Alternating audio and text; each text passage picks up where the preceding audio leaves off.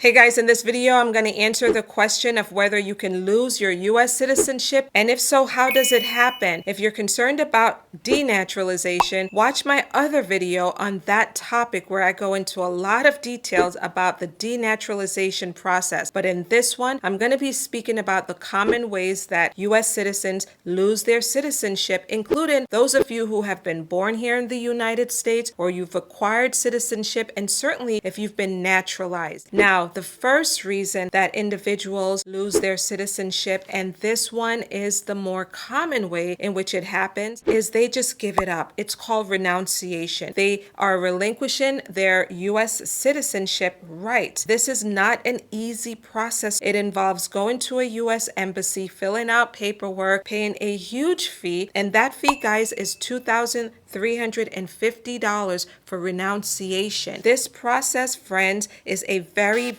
serious one, because once you've made the decision to renunciate your U.S. citizenship, it's permanent. In very rare cases can one get it back, but it is very difficult to do so. Know exactly what you're doing before you give up your U.S. citizenship. Now, a common reason that folks give up their citizenship certainly is based on the fact that they've moved to a foreign country. They simply don't want to have to pay taxes anymore to the U.S. government, and so they make the decision to just relinquish their citizenship. But be very careful with this process. Speak with an immigration lawyer before you renunciate or relinquish your U.S. citizenship. Number two, and this is extremely rare, of course, it's committing an act of sedition or espionage. Literally, what this means, guys, is that you're trying to overthrow the U.S. government. Under U.S. law, treason is defined as waging war against the country or giving aid or comfort to its enemies. It's one of the rarest, most extreme ways that an individual can lose their citizenship. Number three, serving in a foreign army or government, particularly if that government is against or in conflict with the U.S.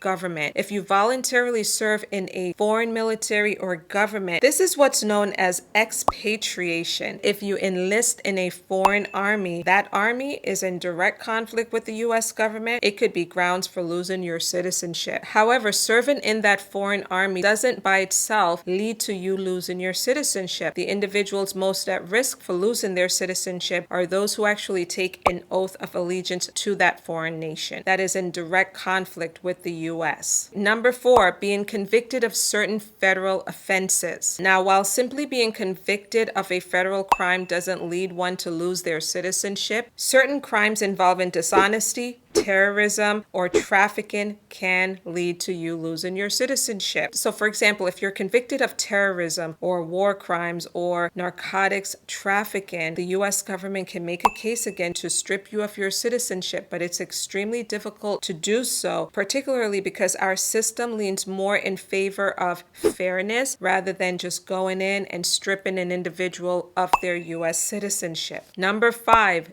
dual citizenship with the intention to relinquish your U.S. citizenship. Now, simply having dual citizenship doesn't lead one to lose their citizenship, of course. There are a lot of Americans who have dual citizenship, but it becomes an issue if you took an oath of allegiance in that other country during that citizenship process that says something like you're now giving up or relinquishing your U.S. citizenship. The U.S. government can look at that as an intention to give up your citizenship. It's a complex issue, but it can happen in some very rare cases. So watch your intention and certainly know exactly what's involved in getting citizenship in that other country, whether or not they're going to require you to relinquish your U.S. citizenship. Now, what can you do to keep your citizenship, right? I think it's easier to keep it than to lose it. Number one, avoiding treason or sedition. Simply don't try to overturn the U.S. government. Number two, be cautious when you're doing a dual citizenship process, as I've said. Be careful and know exactly what that other country requires of you and what their oath of allegiance says. Number three, do not serve in a foreign army or government, particularly one that is in direct conflict with the U.S. government. Number 4, stay out of serious trouble, guys. Serious trouble involving acts of terrorism or drug trafficking or some other very serious federal offenses. And then finally, guys, remember that renunciation is permanent. Very difficult to get your citizenship back once you've renounced it. I hope you found this video helpful. Again, if you'd like a deeper dive into denaturalization, watch my video on that topic. Thanks so much for being with me in this one. Comment below and I will see you in the next one. Bye-bye.